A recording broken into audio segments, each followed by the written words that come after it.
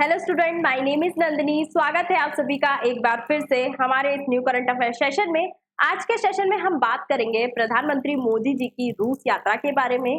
साथ ही हम बात करेंगे कि इस यात्रा की क्या इंपॉर्टेंट चीजें हैं, क्या क्या इंपॉर्टेंट फैक्ट्स हैं, इस पर भी हम चर्चा करेंगे। और इस यात्रा से कौन सा देश भारत से गुस्सा है, कौन इससे चिढ़ा हुआ है, या किस देश ने भारत की इस पर तारीफ की है, इस यात्रा पर जाने के बाद किस देश ने भारत की तारीफ की है, इस पर भी हम चर्चा करेंगे। ठीक है, लेकिन उससे पहले मेरी आपसे एक रिक्वेस्ट है, अगर आप हमारे चैनल पर नए हैं तो हमारे चैनल को सब्सक्राइब कर लीजिए और वीडियो को लाइक कर दीजिए, क्योंकि जितने लोग भी हमारी वीडियोस देखते हैं उसमें से केवल 5% लोग ही हमारे चैनल को सब्सक्राइब करते हैं। तो अगर आप न्यू व्यूअर हैं तो सब्सक्राइब करना ना भूलें। ठीक है, तो हम अपने टॉपिक पर वापस आते हैं। जैसा कि हम सबको पता है, रूस और यूक्रेन युद्ध के बाद प्रधानमंत्री मोदी जी की ये पहली यात्रा थी।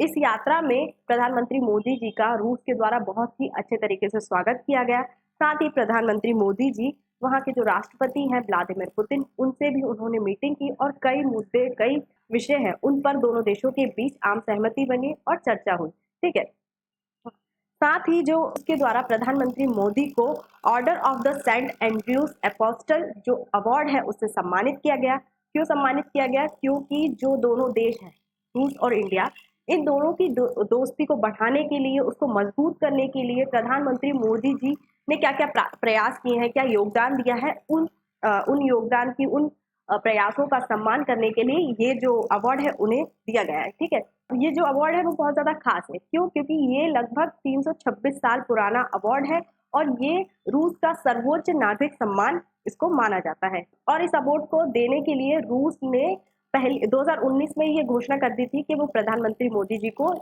रूस का सर्वोच्च नागरिक सम्मान से नवाजेगा। अगर हम बात करें कि इस विजिट में, इस मीटिंग में दोनों देशों के जो प्रमुख हैं, है ना, उन दोनों के बीच किन किन मुद्दों पर चर्चा हुई, है ना, तो जो सबसे हॉट टॉपिक है वो है रूस और यूक्रेन के बीच जो युद्ध चल रहा है, वो सबसे ज्यादा इम्पोर्टेंट टॉपिक रहा।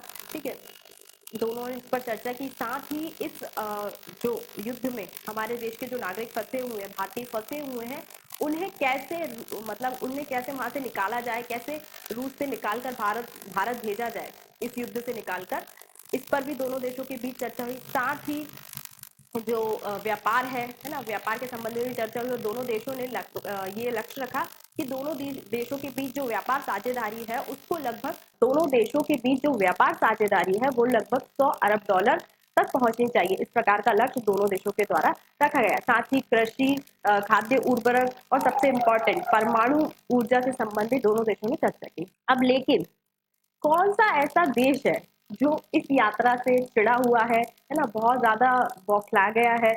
अभी उसकी बहुत सारे बयान आ रहे हैं अब उनके साइड से। तो वो एक ही देश है जिसने पूरी कोशिश की थी कि वो इस यात्रा को रोक सके, प्रधानमंत्री मोदी रूस की यात्रा पर न जाए। बहुत सारी उनके साथ चालें चली गई, साजिश टाइप की गई, है ना, बहुत सारे दबाव बनाने की भी कोशिश की गई भारत पर कि वहां पर विजिट ना कर पाए, है ना, कि आप वहां पर विजिट मत करो, नहीं तो हम ये कर देंगे, वो कर, बहुत सारी धमकियां भी दी गई। ठीक है, बहुत सारे आपको बयान भी देखने को मिलेंगे, चाहे वो धार्मिक स्वतंत्रता से संबंधित रिपोर्ट हो कि भारत में धार्मिक जो स्वतंत्रता है वो खतरे में है, ऐसी प्रकार की रिपोर्ट, बहुत सारी बयानबाजी, है ना, चाहे वो एक निखिल गुप्ता केस हुआ था, वो हो किसी बहुत अलग अलग प्रकारों से भारत पर दबाव बनाने की कोशिश की गई अमेरिका के द्वारा। लेकिन भारत ने इस यात्रा पर जाकर दुनिया को बता दिया है और उस देश को भी बता दिया है कि भारत किसी के इशारों पर नहीं चलता है, वो वही करेगा, वो भारत के द्वारा वही किया जाएगा, उसी का साथ दिया जाएगा जो उसके राष्ट्र हित के लिए अच्छा होगा, है ना, जिसका साथ देना हमारे राष्ट्र हित के लिए अच्छा है, हमारे देश के लिए अच्छा है,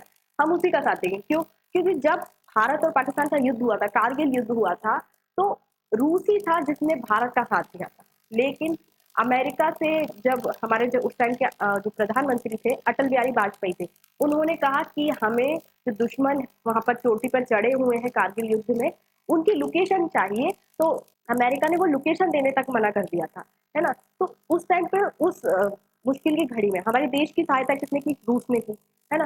तो हम भी उसी का साथ देंगे जो हमारा साथ देगा।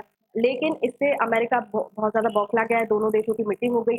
अब वो वैसे तो बोल रहा है कि भारत को रूस का साथ नहीं देना चाहिए था क्योंकि यूक्रेन युद्ध चल रहा है, लेकिन खुद भी यूक्रेन को तरह तरह के हथियार, अलग अलग प्रकार की वॉरहेड सिस्टम जो सिस्टम्स हैं वो भी अमेरिका के द्वारा और नाटो देशों के द्वारा अब यूक्रेन को दिए जा रहे हैं। अभी रिसेंटली न्यूज आई है कि जो अमेरिका का सबसे सफल फाइटर जेट है F-16 जो पाकिस्तान के पास भी है ना, वो अब यूक्रेन को दिया जा रहा है अमेरिका के द्वारा, है ना। और साथ ही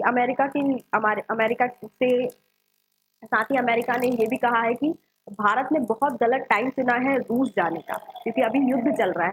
और अमेरिका के साथ साथ यूक्रेन के जो प्रेसिडेंट है जेलेंस्की, उन्होंने भी सोशल मीडिया पर एक पोस्ट किया। उस पोस्ट में उनका जो गुस्सा है वो साफ नजर आया, उनकी फ्रस्ट्रेशन, है ना। कि आपको ये न्यूज ये हेडलाइन दिख रही होगी, Zelensky blast Modi's visit to Russia as a blow peace, है ना।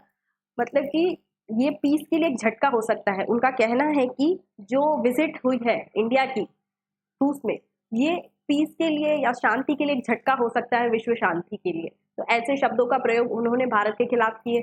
लेकिन एक ऐसा भी देश है जो प्रधानमंत्री मोदी जी की इस यात्रा से बहुत ज्यादा खुश है ना। वो कौन है? वो है चीन, जो अनएक्सपेक्टेड चीन जो भारत के खिलाफ हर कभी कुछ ना कुछ बयान करता रहता है, कुछ ना कुछ बोलता रहता है, या फिर कुछ ना कुछ भारत के खिलाफ करने की वो साजिश करता रहता है। लेकिन उसने इस विजिट के बाद भारत की तारीफ करना स्टार्ट कर दिया। चीन की एक अखबार है जैसे ग्लोबल टाइम्स, उसमें मतलब भारत की भर भर के बड़ाई की गई है ना। उसमें उसमें एक पत्रकार ने लिखा, एक आर्टिकल में लिखा गया उनके द्वारा कि जब मैं 4 साल पहले गया था भारत और मैं अब जब रिसेंटली विजिट मैंने किया है भारत में, तो इन दोनों यात्राओं के बीच भारत ने बहुत ज्यादा डेवलपमेंट कर लिया है, चाहे वो इकोनॉमिकल हो या सोशल हो। इसमें बहुत सारा डेवलपमेंट भारत ने कर लिया है और भारत अब एक बड़ी शक्ति बन गया है दुनिया की, है ना। तो इस प्रकार की जो तारीफ है चीन की मीडिया के द्वारा भारत की गई है। साथ ही एशिया का एक और देश जो कभी अमेरिका की कठपुतली हुआ करता था, पाकिस्तान, पाकिस्तान भी अपने सैन्य संबंध रूस के साथ मजबूत कर रहा है ना।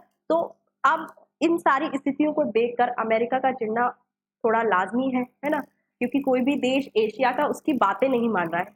इस वजह से अब जो आपको गुस्सा सोशल मीडिया पे दिखता रहेगा, हमारे खिलाफ, रूस के खिलाफ कुछ ना कुछ बयानबाजी चलती ही रहेगी, ठीक है। तो आज के सेशन में इतना ही। आई होप आपको ये सेशन पसंद आया होगा। इस प्रकार की और वीडियोस देखने के लिए आप मेरे चैनल को सब्सक्राइब कर लीजिए और वीडियो को लाइक करना ना भूलें, ठीक है। और इस कुछ भी किसी भी प्रकार की अन्य जानकारी आपको चाहिए तो आप हमारे चैनल जो व्हाट्सएप चैनल है या टेलीग्राम ग्रुप है उससे जुड़ सकते हैं। Thank you.